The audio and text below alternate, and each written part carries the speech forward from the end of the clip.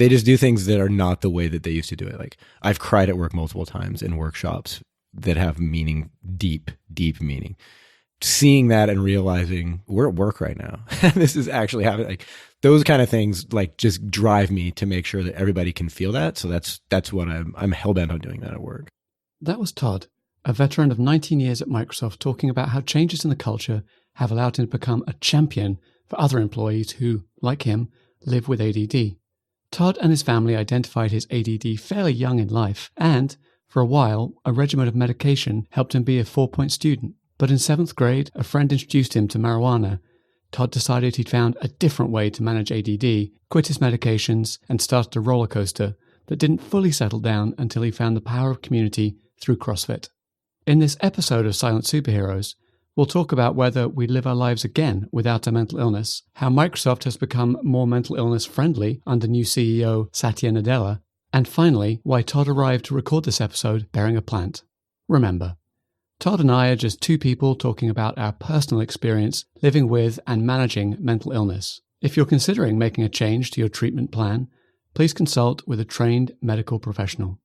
My name's James Pratt. I'm the host of Silent Superheroes, and I'm really glad that you're here.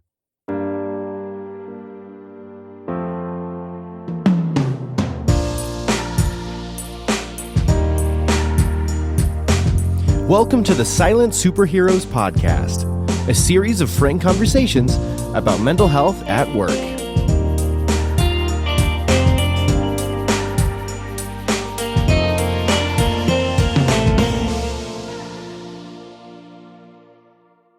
All right, welcome to Silent Superheroes. I'm here with today's guest, Todd. Todd, welcome to the show. Thank you for having me. So, Todd, why didn't you tell us a little bit about what we're going to talk about today? I don't know, I guess attention deficit is kind of the root of my cause, and then neurodiversity as a whole, how it snaps into the workplace, and what we can do to help empower each other, I guess. Maybe before we go into the attention deficit, this word neurodiversity comes up, and I don't know it's necessarily a new word, but I think it's got more popular lately. What does neurodiversity mean to you? It's kind of new to me too, so it's interesting you said that.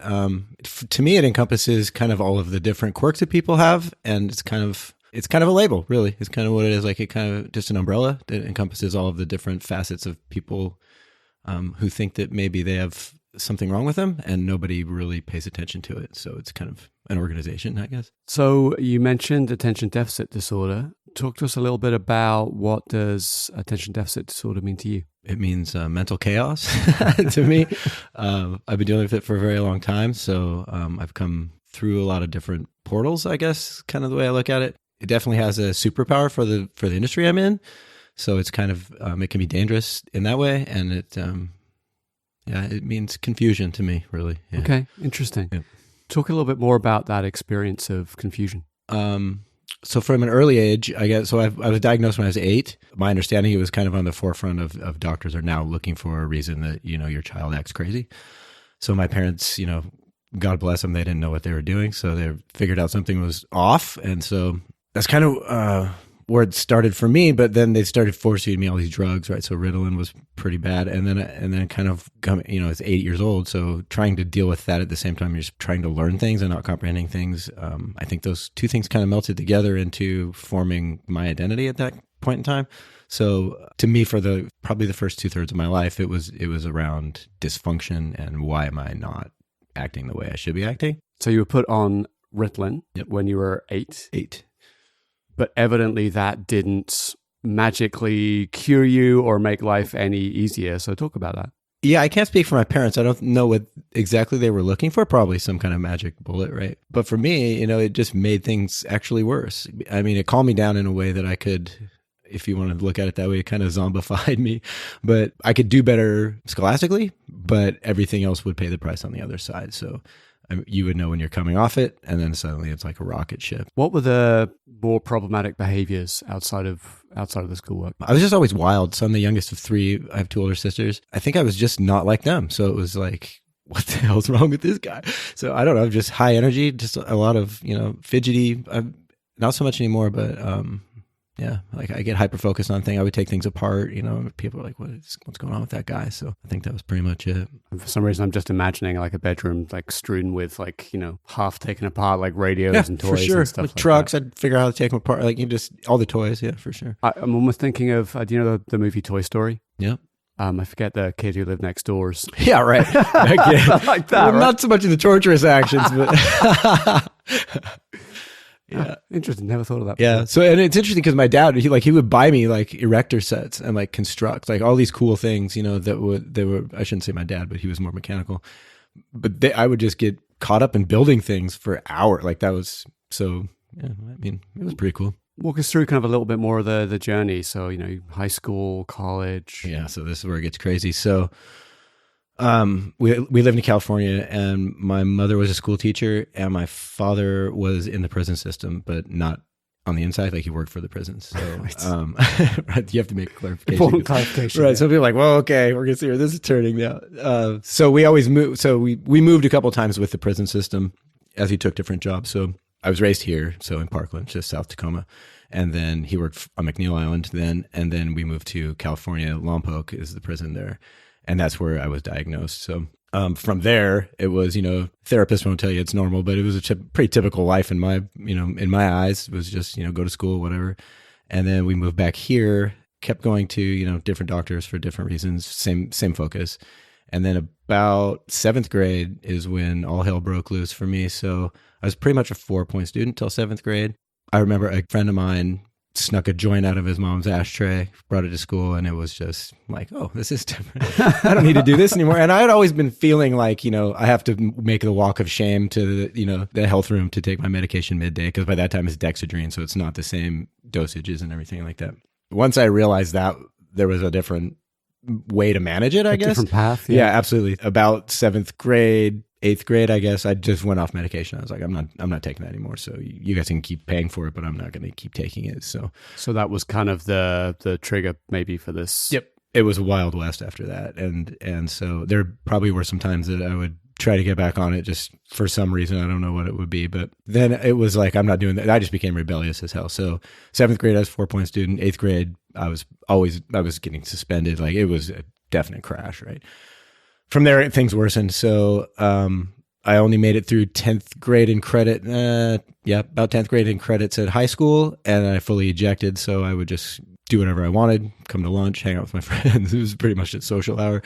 And then I would come back, and my parents were thinking, now what are we going to do? Like, this is becoming a big deal, right? So from there, they didn't really know what to do with me, and I totally get it. Like, I wouldn't know what to do either. So when I was 16 or 17, they put me into foster care. So they were like, here, you're going to go to this foster home. And I was, holy shit, you're just making things worse, right? Like, this is not getting any better. So I got out of that. I was very manipulative. So I was able to tell my way out of that thing, get back to, some reason of semblancy or normalcy that would keep me near the friends that I had built at that time.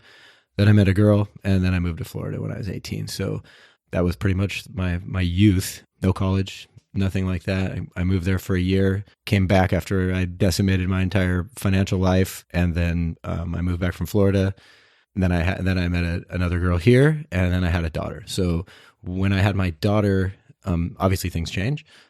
So that was a little bit interesting to become a parent almost, overnight. Like, oh, I'm definitely not on the tracks, and now we're going to have a whole family that's probably not going to be on the tracks either. So we didn't work. I didn't get married, but I had a daughter. Then I met my wife, my current wife now, and she pretty much equalizes me completely. So everything from that point on has been kind of equal, is kind of balanced, I guess.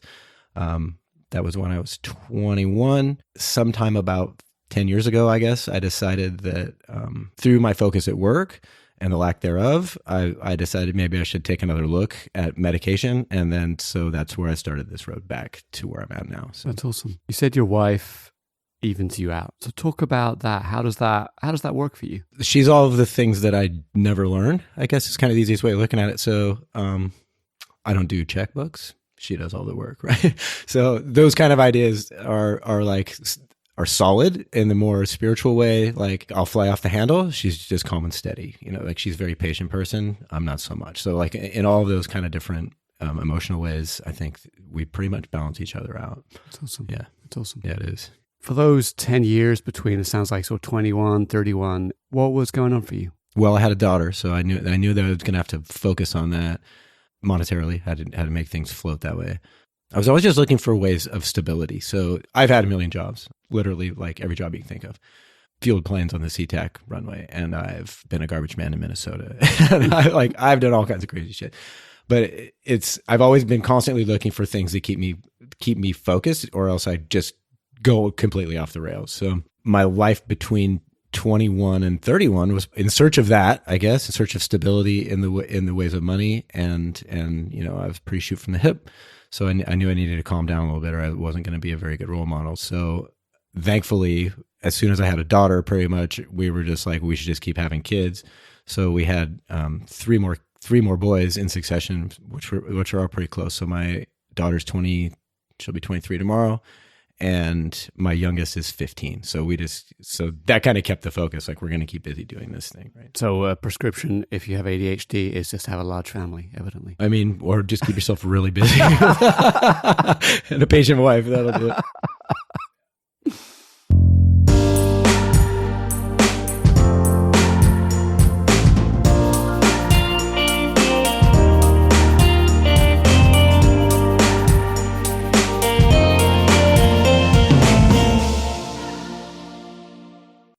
There's an echo of another story in Todd's, the good kid gone bad story. It starts with a slightly wild kid whose parents find him hard to deal with, so they argue a lot. The kid, smarter than many around them, pushes the faculty's buttons at school and gets expelled. Things come to a head at home and he moves out. Thrust into the world too early, he ends up living below his potential. Todd's journey was, to use his words, a wild ride, and had all the hallmarks of that promising kid gone bad narrative. But Todd meeting his wife seems to be the point where the trajectory starts pointing decidedly up. She brought the structure and balance he needed to make the best of his natural talents. Having ADHD didn't define the path Todd would take. What matters was the structure and support he was able to, or just stumbled into along the way. I think we all need to find the right support structures around us. For example, I suck at managing my calendar. In fact, it drains the life out of me, but a colleague was kind enough to take that on for me. In return, I do all the dangerous and risky thinking that would terrify her. It's finding the things that help balance us out and being courageous enough to ask for the help that truly allows us to thrive. Next, we'll hear how the wild kid ended up at one of the world's most recognizable technology companies, and the different ways Todd has tried to manage ADHD. You now work at Microsoft. I do. So garbage man and person who fueled planes at SeaTac to Microsoft sounds like a fascinating story. It's a pretty wild ride. My dad got an Apple IIc when I was probably 11, and I was stuck on, like I was telling you, this is my jam, right? So Where in the World is Carmen Sandiego? Like, that was it. And so I would spend hours in front of this thing, and then my sister brought home a PC, and I could get into, DOS, and I was just like, what's going on under the covers here? So it was like an endless thing for me, really. Like the amount of things you could do to manipulate something else to do things for you was just fascinating to me. I had always been interested in that, and I dove pretty deep when I was a kid. And then, through my Wild West, I was like, well, computers, whatever. I know what they do, and I can figure that out. After I came back from Minnesota, I landed a job at Volt and ran BVTs in a lab for Application Center 2000 is when that happened. And for those who don't know what a BVT is, yeah, the basic testing, I guess, is the best way to put it. So it was just execution. So then I started learning scripting and coding, and I was just like, wow, this is way better than the old school. And pretty much it just took off from there. So after, I think I was a vendor for 2 years, I got an interview loop there, but it was kind of the team that I had been working with. So it's kind of stacked if you think about it that way. And then they were like, we'd like you to come work full time. So, and I still kind of have the imposter syndrome, because there's a lot of smart people up there, but I will just outwork everybody. Like, I just get so focused on things that people are like, I can't believe you're still here. I'm like, I will not stop until I solve this problem. So I think that's been why I've been able to keep that role for so long. That's the superpower. It is, absolutely. Right, that hyper focus. Because I think as I've learned more about ADHD through doing these podcasts, I continue to learn it's not about like, I cannot focus at all. No, definitely. Right. Yeah. So I can hyper focus on something that like gets my attention. For sure. I just can't necessarily choose where to put my attention. Like in the example of the checkbook, right? It's like, you can balance a checkbook. Right. Right. just not I don't want to. interesting. That's the thing. That's what it is. Like, I don't find that interesting for sure. Yeah. Let's talk about managing your ADHD. You've tried medication, you've tried running. I note that now, we got connected through Facebook. You're an avid CrossFitter. I am. So kind of how has that program of management evolved over time for you? I used to smoke like a chimney. And I figured out one day that I didn't want to smoke anymore. So I started running instead. People shift their addictions all the time. And I think that if you can shift it in a positive way, that's the best way to do things, obviously. I have many vices, so I've just replaced them all with exercise methodologies. That's pretty much worked well for everything I've done, and then everything that comes with that diet, like all of the different things, community that come out of that. So I think that's been my biggest win is shifting it in that way. But it didn't really pick up to a point where I could be stable with it until I started back on medication. So then it became like regimen, and this is what we're going to do to manage it. So you tried Ritalin, Dexedrine. What have you tried in the interim? What are you using right now? I've tried them all. Right now I'm on Daytrona. So I've been on the Daytrona patch for the last 7 years. It's pretty epic, aside from the skin irritation. But I've been, when we first started, when I was a kid, my parents tried to take me to like this guy who used to try to adjust my skull. It was like the weirdest. It was crazy. Like he would put his fingers in my mouth and like push on the roof of my mouth. I'm like, what is going on? What? Yeah, it was crazy. I don't know if it was just like, I don't know if they fell for some gimmick or whatever, but it was nuts. So like, yeah, almost every drug I think that they make for it, I've probably taken. And what have been some of the tougher side effects of those drugs for you? Ritalin was terrible because probably the time of my life it was. So my growth was stunted bad. Like I was a very small kid forever, and my family's not small people. So, and then when I stopped taking it, like I pretty much just blew up. Like I have stretch marks. Like I just grew. Like I think of it like the Hulk. Like I was just like, what happened to that guy? And drinking all the time didn't help either. So that didn't. With the green skin as well? No, I didn't have green, but it might have been a little yellow by that point. That was the biggest one for me, and the zombie-like effects of that drug were pretty gnarly. I think it was just probably because I was a kid, though.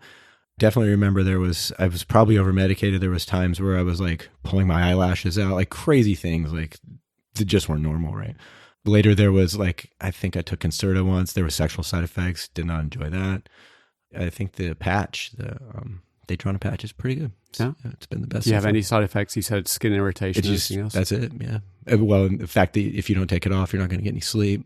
So, but it's consistent and it's solid. It's not, you don't have a bunch of peaks and valleys. So you've mentioned a couple of times hyper focus. You used the word addiction. You obviously drank a lot of alcohol. It sounds like. Talk about that side of your journey.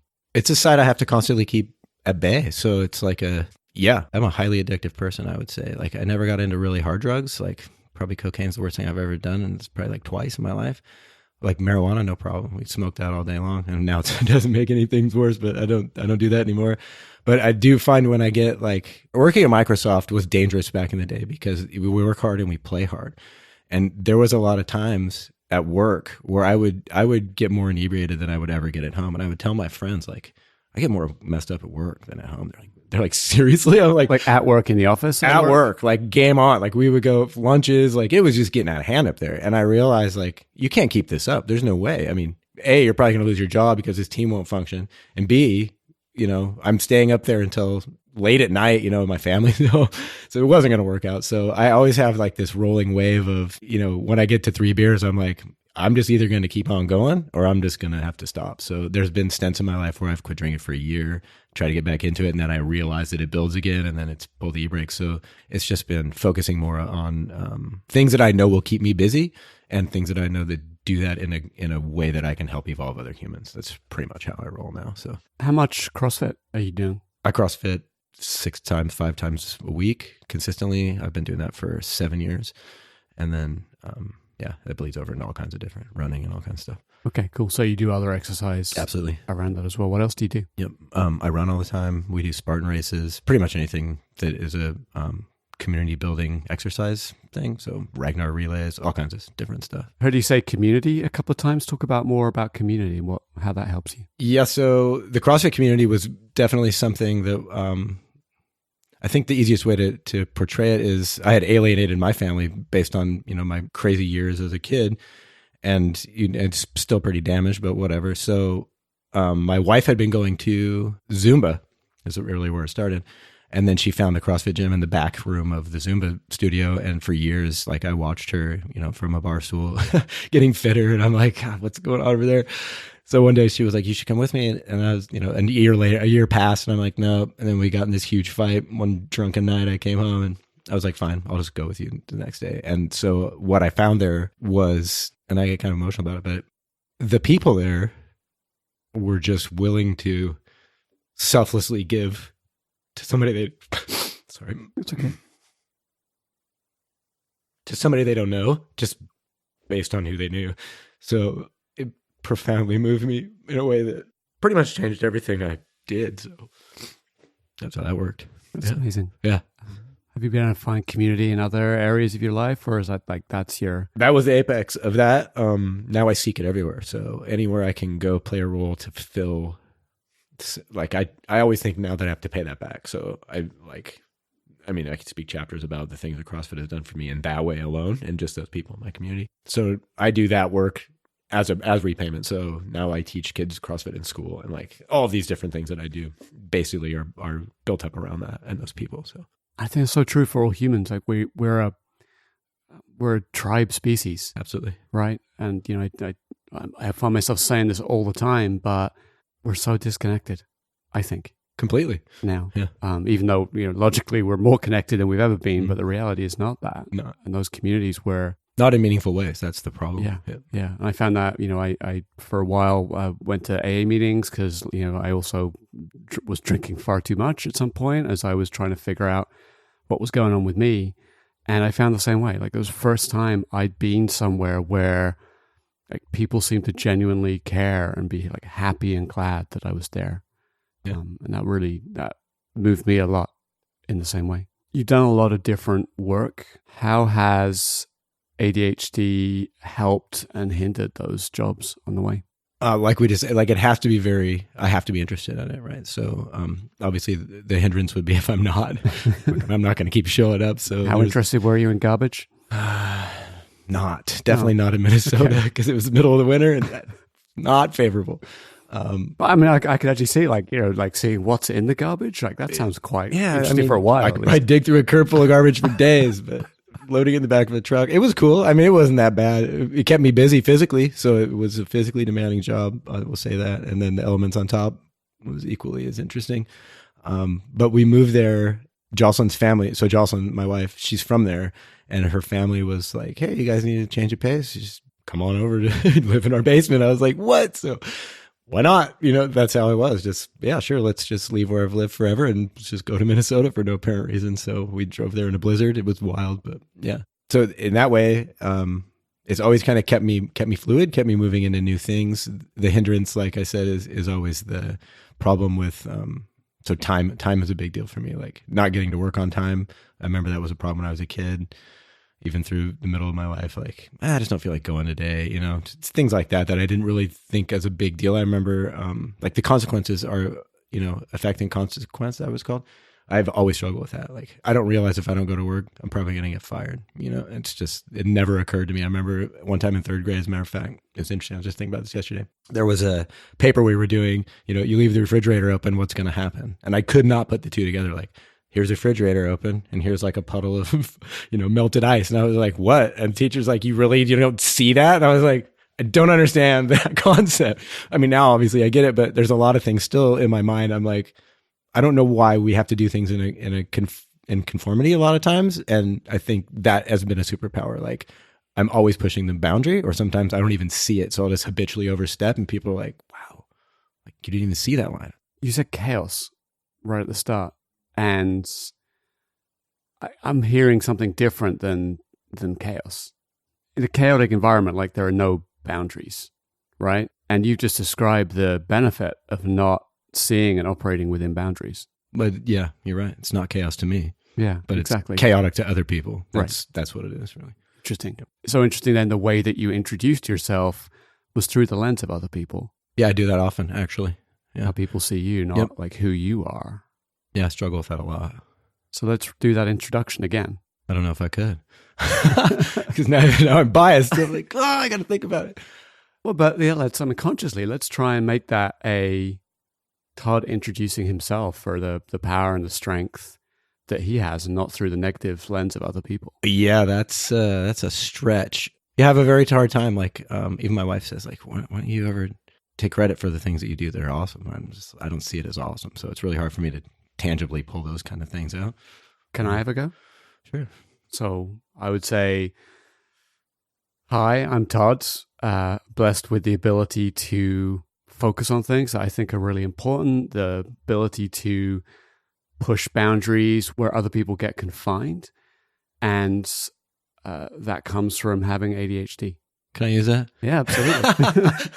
It's yours. Great. Go up to LinkedIn, whatever you want. That was magic. Yeah.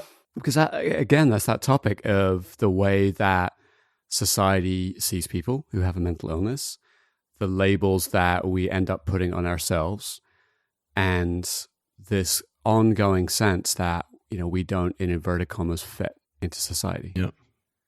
I mean, you could say like society doesn't fit us. Definitely. That's how I feel about it. Yeah. I've been thinking about this question a lot lately. I watched a documentary by a British comedian called Stephen Fry, who has bipolar, like me. And he goes and talks to a lot of people with bipolar, some celebrities, some non-celebrities. And he asks them all the same question at the end, which is, if you could go back in time and you could live your life again without bipolar, would you do it? And it's a really interesting question because everybody, I think, except one woman, stopped and had to really think about it. There's one woman who's like, no, my life is just a mess. Like, I'd get rid of it in a heartbeat. But everybody else reflected on, well... Is the question, would you live it again without bipolar? Yeah. Or would you live it again? Would you live it again without bipolar? Okay. Yeah. And so everyone stops and they think about, well, think of all the things that it has enabled, right? These creative spurts, again, the ability to kind of push boundaries to get a bunch of stuff done. And most of them conclude either, I'm not sure, or no, I'd do it all again with bipolar. So I'm wondering if I ask you the same question. If you could go back to the start, turn off ADHD and live your life again, would you do it? No, definitely not. Right? Yeah. So it's fascinating. Like, we're seeing this as a gift. Yeah, even though when I look at it objectively, I see it through a different lens. It definitely is a gift, yeah, I would say. It makes life harder sometimes, but I mean, shoot, life is hard for everybody in different ways, right? Yeah. I met a guy last night. He said, if his life wasn't hard, what's the point of living it? I thought, that's pretty cool. Like, for real, like, if you don't do hard things, what do you get out of doing things? I mean, very little. When I think about that question, I think about some of my friends from school who live very steady, fulfilling lives. And I know there are times that I've been sort of jealous of that. And I've looked at it like, God, I wish, I could just go through life without the chaos and the ups and downs. But then I look at what does that lead to? It leads to me doing this podcast, which, is great. Like, I get a lot of energy about it. Like, I left the UK to come work for Microsoft in the States. And I don't know I could have done that unless I had that desire to say, like, fuck it, I'm just going to go do it. It's so hard to see it as a gift, but it really can be. I agree with all that completely. And I think one of the interesting things that you can see through looking through that lens is the normalcy that you don't want to be, that you observe other people living. Like I don't want to just 9 to 5 every day, and get home and sit on the couch. That's not for me, It's like, and then when you see other people doing that, you're like, I do anyways. Personally, I'm like, what can we do here now? Because I'm bored. Like, you should get up off the couch. We go do something. They're like, this is just how I live. I'm like, why? So it's very crazy.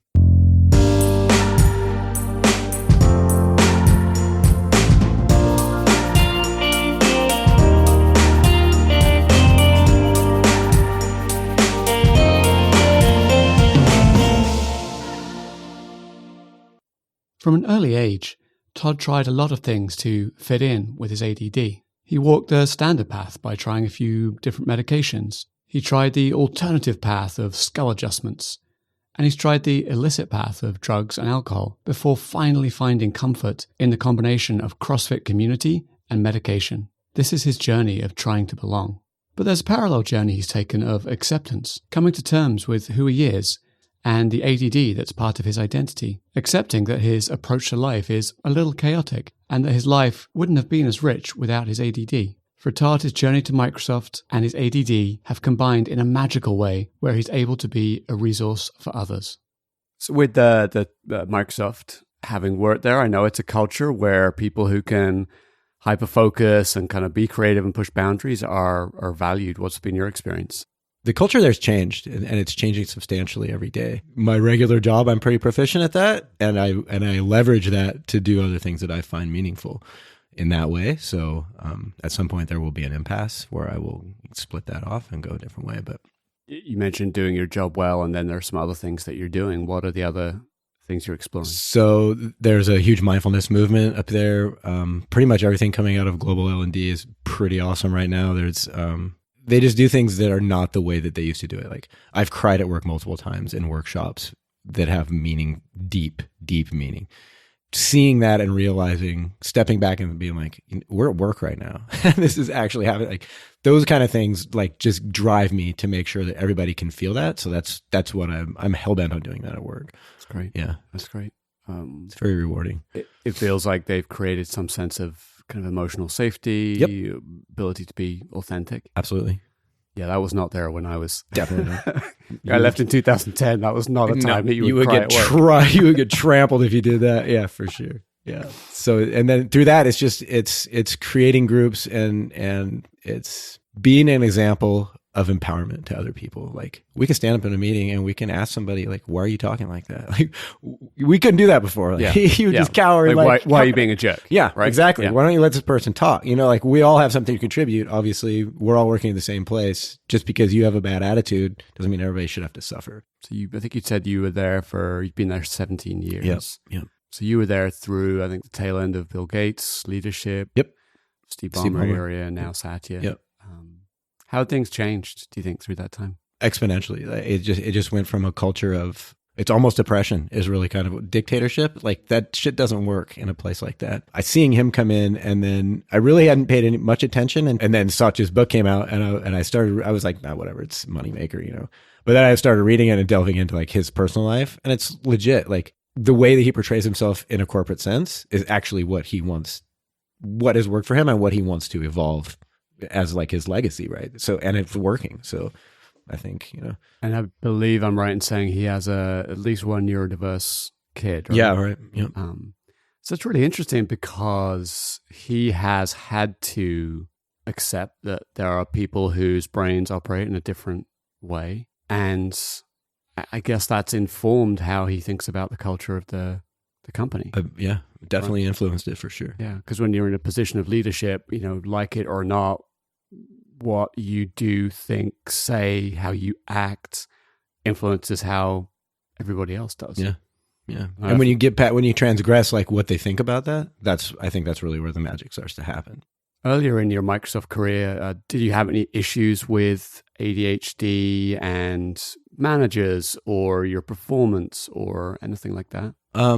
Recently, probably a year ago, maybe a year and a half ago, we got reorged and I went to the dev discipline, like hardcore development, where I didn't fit, and it was riddled with ambiguity, and I just tanked. Like there was no way. Like it was terrible. Like you guys need to fill in these work items because I don't even know what I'm supposed to be doing. We should figure that out. That wasn't going to happen, right? Was that ambiguity born out of just the nature of the work? Just the culture of the team, I think, is kind of how it went. But I saw that there is definitely dangers lurking, and if you're not looking for them, they could blindside you. And there's a certain amount of complacency when you've been there for so long. You're like, oh, I just do my job and everything's fine, but that's not always the case. So, organization is a huge one for me, and trying to find tools. I kind of look at it as trying to find tools to do the things my wife does. That's kind of how I look at it. Like all that cool things that she knows how to do, like I could do them, but I never really learned how to do it. So it's like, how to keep notes in meetings effectively, like what tools work for me in that. So is the struggle with ambiguity something that is a byproduct of ADHD for you? I think it's a byproduct of the educational pieces I missed. Does that make sense? Like, yeah. So it was like, I have these gaps of, I don't understand how that works. Like, I don't know. And I find it ridiculously hard to go find ways to learn those things. Like, where are you going to go to learn organization? in a way that you need it to be, right? So finding tools like that at work has been, so we grow these communities around our diversity there. And growing those communities has been the biggest thing for me, I think, because people were like, oh, this works for me. I'll get this thing. So sharing. So it's a community of people with ADHD or? Absolutely. So they have employee resource groups there, which are kind of overloaded in a way that it's, personally, the way I look at it is disability is way too big of a blanket to house everything that could possibly fill under that. So with the evolution of Teams, I don't know if you use Teams or not. So it's like this community-driven software that they have now. With that, you can get more granular. So I can find people who are ADHD and I can create a group from who was in the ERG an email. And suddenly those people become way more vibrant because they feel like they have a place that they can share like their experience instead of just throwing it out to some email and nobody's ever going to reply. So being interactive in that way has, over the last year, has definitely like helped all of those things. And that's a group that you've created. I created one. There's 2 or 3. There's one bigger one around neurodiversity that encompasses like autism and a whole bunch of different things like that. But ADHD is in there. And then I created one just about attention deficit to share my experience. And it's just become, it really blows my mind, actually. What I realized was you can't just tell people how the culture should be. One day I was sitting in my office, I was like, you're just going to have to do it. And it's funny that I saw that sticker on your laptop. Like, it doesn't matter what you say, like you have to live that, right? So that's just a piece of that. Like my interaction with teams is I'm just living it. People are like, oh, how did you come out to your boss? I'm just living it. Like, come watch if you want. I don't really care, but this is the way I do it. And hopefully it will spur something in you to do something similar or learn something new or however that works. So have you just explicitly told your boss, I have ADD? I told my last boss, the dev boss, like I was having trouble and I was like, here's the deal. And there's a lot of resources at work that people don't know about. It's another thing that I'm crusading for. Like we have great benefits and we have great HR, and they don't necessarily work together in a way that helps a lot of people find the things that they need. So, as an example, I met a girl in that group and she was like, oh yeah, I got this job coach because I got this accommodation through benefits. And I'm like, what is that? Like, I would have never known. And so people come to me, they're like, what is that? And I'm like, let me hook you up. So it's just like facilitating those things to make it better while working backwards to try to make sure that, everybody at the company can find those resources. Like that's my current goal. Like I'm hell bent on that right now. What other resources are there? Job coach, ERGs? I mean, you have all that stuff. They have workshops all the time around that kind of stuff. Community, like, people will just meet up on campus. Even now it's virtual. Like, I really find it the most beneficial when people reach out and they're like, I don't know what to do. Like, I got this shitty boss, doesn't care. I can't tell him because everybody's just going to flame me. And I'm just like, how can I help? And here's my experience and how can I help you like support that, right? So it goes to show even in an organization where people are encouraged to be themselves, coming from the leadership, you still get a shitty boss. It's not, it's just checkbox really. So it's what we call the frozen center right now. It's like, from the top, you got, leadership telling you this is how things are going to change. People like me in the trenches were like, yeah, we're making this happen. But you got this center where, I talked about diversity, and it's just like, it's a trend to them, and they just don't get it. But then when they see it happen, like I'm going to be in your face. And that's what I was kind of telling you about. Like, I don't care about going to talk to VPs. Like, actually, they want you to come talk to them. It's very strange to see. And people are like, you can't talk to that guy. Like, check this out. I was just over here, and I bring them plants and they're like, what is this guy? And it's like, yeah, I just want to talk to you about culture and your team, and they're very welcoming and they're very humbling. It's that boundary again. Don't have it. Don't need it. Yeah. Don't care. We're all breathing the same air. Who cares? Yeah. Right. That's awesome. Yeah. That really is. What would you recommend another company do? Maybe a smaller company doesn't have the same financial resources. What do you think could be helpful for people with ADD? Just talk and just listen to allow a safe place for people to tell their story and operate within the context of how they've lived their life, right? Like if you can enable that at work, people will just magically do what you want them to do.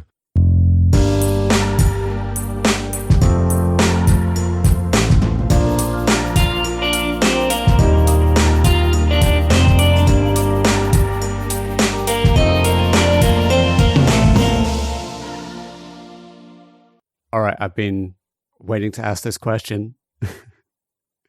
You arrived here today with a plan. So talk about why you arrived with a plant. So the plant thing is funny. This plant. So 5 years ago at work, I met a guy who bicycled across the United States. And I thought, man, that's pretty epic. He's going to take a summer vacation. He's going to go bicycle across the United States. And in the atrium by his office, he had probably 200 plants. And I always thought, why would a guy need 200 plants? So I went up there one day and I was like, what's going on with all these plants? And he's like, oh, I'm so glad you asked because I'm not going to work here very long and I need somebody to take care of them. And I thought, I mean, all I got to do is water. Like there was lemon tree, like there was all kinds of crazy shit, plants I'd never seen. And so I was like, all right. And then I didn't know when it was going to happen. One day he emailed me, he's like, today's my last day. So whatever, if you want to let the plants die, that's fine. It's up to you. So I figure, who can let something die? That's kind of the way I look at it. So I took all these plants into my office, which became a jungle, and people started coming by like, what's going on in your office? So I started giving them away. So I started taking a trimming and I'd be like, hey, you should take a little bit of plant with you. So now everywhere I go, I talk about culture and I talk about all things that I find joy in. I bring a piece of one of those plants with me and I just spread them all over the place. So what plant is this? I don't even know what it's called. It's just a plant. It was growing in my house because I brought it home and it wasn't getting enough sunlight. And so I was like, oh, I'll take James a little bit of that. Oh, plant. thank you. So I really appreciate it. Yeah, water it once a week. So that's the plant. That's amazing. Yep. Don't kill it. What else do we need to talk about as it relates particularly to ADHD at work? We just need to reinforce the fact that people should be allowed to work within the context of their humanity. I mean, I just think that's it.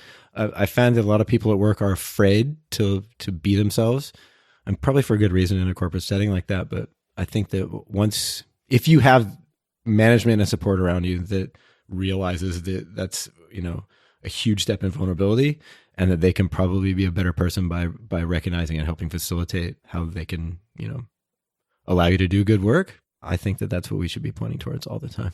I think there's so much power in authenticity. If you just think about like the stories people respond to on, Facebook or whatever, the TV specials that we like, it always seems to me that those stories where someone chooses to be themselves and just fully inhabit their lives are the ones that have the most power for us. For sure. But it's hard to do. It is. I don't really know why, but it is. But I think it's because it's because of the shame factor. Like a lot of people just don't feel like they can be themselves, and I think, but like you said, that's the razor's edge. Like that's where the glory is. Like when you do it, you'll know the people you can really trust because they're gonna be like, yeah, I know exactly what you're talking about. If you could go back in time, pick a point on your journey and give yourself a message, tell yourself something, where would you go and what would you say? Man, I don't know. That's I'd probably go back to school at some point right before I fell off and would have said, you should think twice about this. Like, I feel like I lost quite a bit by not knowing. I don't know about loss. I don't think loss is a really good word, but I could have definitely benefited more by having some of the tools I could have got there if I would have paid attention. Or maybe, this was exactly where you were meant to be. That's why I said I don't know if I lost. So I wouldn't have got here if I didn't do that. So it's like hard to say. Yeah, it's that same question again. Would you do it all again, like without it? And you said no. I'm pretty sure I'd say no at this point. So Todd, as we're coming to wrap up here, anything else that you want to say, message you want to deliver? I just want to make sure that everybody realizes that they can have a participating role in their own life, and there's people around you that will support you to do that. That's awesome. Yeah. Todd, I really appreciate you making the time to be here. Yeah, thank you. Appreciate it. We're making a lot of progress in the acceptance of mental illness in society, but there's still a long way to go. I get to talk to a lot of people about their mental illness, but when I do, those are typically conversations that happen in a conference room with a door closed or whispered on the floor of an event or a meetup. We're still a long way from normalizing mental illness and gaining broad acceptance. It's important that people like me and others who are advocating in the community keep doing that. But in practice, we don't have the reach or resources to make a big difference. My impact is person to person, not society-wide. I find it encouraging to hear that the CEO of a company with massive reach like Microsoft is doing so much to create the emotional safety that lets people come forward and talk about their mental illness. I don't think it's any accident that Microsoft's CEO, Satya Nadella, has dealt with some neurodiversity in his own family. I want to thank Todd for this episode. When you meet him, it's hard not to get caught up in his infectious energy. Even editing this episode, I got caught up in that energy, and Todd brought a lot of smiles to my face. It's important to remember that at a company like Microsoft, the CEO can do a lot to influence the culture toward emotional safety. But it's people like Todd who are on the ground making it real for the people that brings that culture to life. Microsoft are lucky to have him. So maybe if we have people like Satya who start at the top, people like Todd and me who are starting at the bottom, we can start to thaw what Todd described as the frozen center, where perhaps it is that the prejudice still lies, both in business and in society. If you like what you've heard in today's episode, please leave us a rating and a review on iTunes or wherever it is you get your podcasts. If you'd like to hear about new episodes as they're released, you can sign up for our newsletter at silentsuperheroes.com, or you can visit facebook.com/silentsuperheroes.